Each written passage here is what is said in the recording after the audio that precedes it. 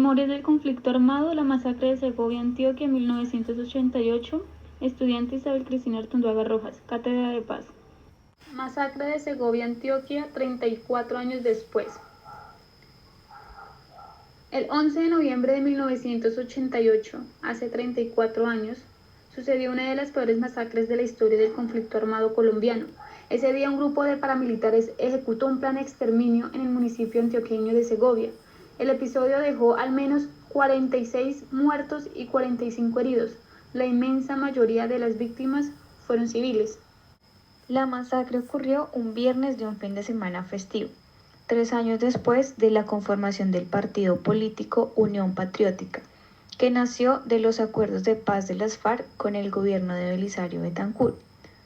A este movimiento se le unieron líderes sindicales, defensores de derechos humanos y colectivos sociales. La UP ganó la alcaldía de Segovia y 6 de 10 curules del Consejo Municipal en las elecciones de 1988.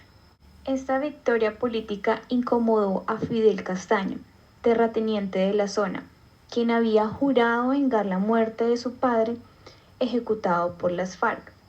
Castaño conformó un grupo de hombres armados y atacó Segovia en uno de los primeros atentados paramilitares del país.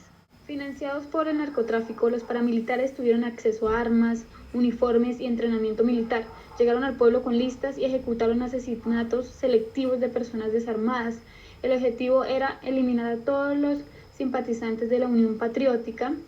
Además, de acuerdo con investigaciones judiciales, los agentes de la fuerza pública que custodiaban Segovia permitieron el ingreso de los paramilitares al municipio. Las siguientes son 5 razones por las que ni Antioquia ni Colombia en general pueden olvidar lo que sucedió aquel día, y mucho menos permitir que se vuelva a repetir. Se cometieron delitos de lesa humanidad. La forma de la masacre de Segovia introdujo una nueva forma de atentado en nuestro conflicto: el asesinato a sangre fría. No en combate y no en las profundidades de las selvas, sino en cascos urbanos. Asesinatos selectivos, atentados grupales. En el caso de Segovia, los paramilitares llegaron al pueblo y asesinaron a individuos cuyos nombres estaban en una lista. Les dispararon sin posibilidad de tregua o diálogo. Entraron disparando a casas y establecimientos y también dispararon en la calle a personas que no tenían nada que ver con política. El exterminio dejó, además, al menos 45 heridos y centenares de víctimas en los familiares de los fallecidos. La masacre de Segovia es recordada como un episodio muy oscuro de nuestro conflicto armado. También introdujo otro actor a él, los paramilitares, que cambiarían las dinámicas de la guerra hasta nuestros días. Dio inicio al fenómeno del paramilitarismo. Los grupos paramilitares en ese entonces estaban en proceso de consolidación. Hasta finales de los 80 dependieron económicamente del cartel de Medellín, liderado en ese entonces por Pablo Escobar, pero poco a poco se independizaron de él. Grupos combatientes, comandados por los hermanos Vicente y Carlos Castaño, comenzaron a tener control territorial de grandes terrenos, se apoderaron de economías ilegales y comenzaron a hacerse cargo de la población. La masacre de Segovia tuvo interés económico además de político. En aquel entonces Segovia era el municipio con más reservas de oro en todo el país. Desde allí en adelante el paramilitarismo se expandió en distintas zonas del país. Se asentó en muchas regiones gracias al narcotráfico y a la ayuda política y militar del Estado. Cometieron masacres en otros pueblos del país, ostentaron poder en los territorios y llegaron al Congreso. Los grupos paramilitares se desmovilizaron en el 2006 bajo el gobierno de Álvaro Uribe.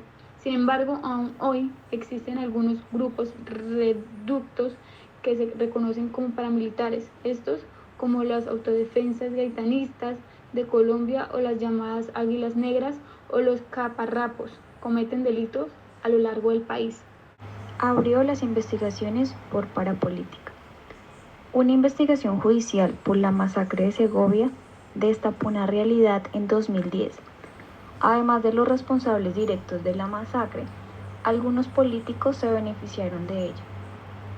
La Corte Suprema de Justicia encontró que César Pérez, cabeza electoral del Partido Liberal en Segovia, ordenó el ataque contra la población por motivos políticos. La Unión Patriótica le había quitado al Partido Liberal la hegemonía electoral en Segovia. Pérez tuvo conexiones con los grupos paramilitares que perpetraron la masacre de Segovia y por tanto el excongresista es considerado el autor intelectual de la masacre. Ante la justicia, Pérez es tan responsable de las muertes como los paramilitares que dispararon a la población.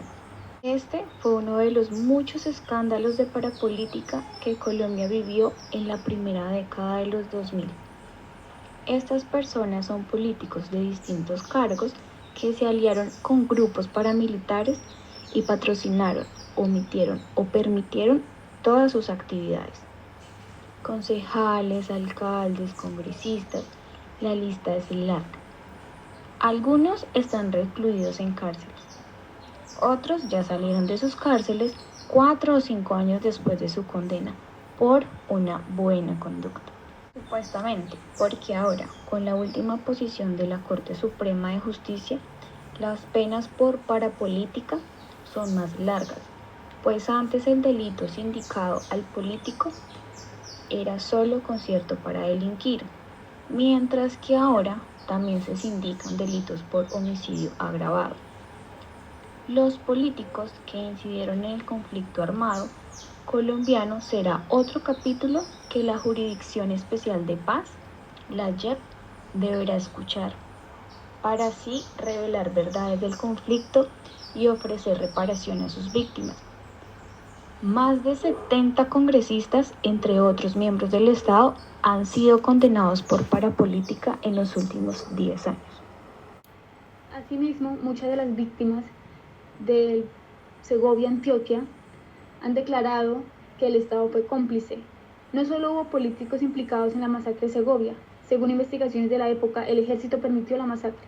Esto lo confesaron los paramilitares condenados por este hecho, como alias Vladimir, quien denunció que hubo complicidad con altos mandos militares y la empresa minera de Florentino Gold Mines. Un caso similar ocurrió con Chiquita Brands, la empresa bananera extranjera que le pagaba a los paramilitares por cada caja de banano que lograba exportar. Las fuerzas del Estado protegieron la entrada y la salida de los paramilitares a Segovia. De acuerdo con alias Vladimir, el ejército los apoyó para que nosotros hiciéramos lo que ellos no podían hacer, que era matar a la gente y cometer masacres, entre comillas. El ejército difundió la versión de que el ELN fue el que hizo la masacre. Los medios reprodujeron esta versión y no fue hasta después que se supo que la masacre estuvo a cargo de paramilitares. Lo cierto es que aún no hay verdad ni reparación. Y es que el caso de la masacre de Segovia es uno de los tantos que tendrán que pasar por la Jurisdicción Especial para la Paz, la JEP. Aún se desconocen algunos de los autores materiales e intelectuales de los crímenes. Las víctimas de Segovia salen en estas fechas, cada año, a recordar lo sucedido, a lamentar los crímenes que se cometieron contra la población. Hasta el momento, como se mencionó, hay algunos condenados por los delitos entre paramilitares y funcionarios del Estado. Las personas que se vieron afectadas hace 34 años todavía buscan que existan formas de reparación de parte de los responsables de la masacre. También tienen como consigna que un suceso como este no puede volver a suceder en la historia futura de nuestro país. Cada año, las víctimas de la masacre de Segovia salen a las calles en estas fechas y realizan marchas para conmemorar lo sucedido. Como podemos ver, el conflicto armado en el departamento de Antioquia ha sido uno de los más golpeados en sus municipios, ya que al obtener riquezas tanto económicas como en la parte minera, como en la parte de aguas hidráulicas, el paramilitarismo se ha adueñado de sus tierras, han dejado víctimas, ha dejado desplazamiento, no solamente en la masacre de Segovia, como bien lo sabemos, sino que también ha dejado secuelas en todas las familias que han sido víctimas o que fueron víctimas de esta masacre. Hoy en día se conmemora también o se tiene como memoria histórica en este municipio el recordar a estas víctimas que fueron niños y gente civil inocente.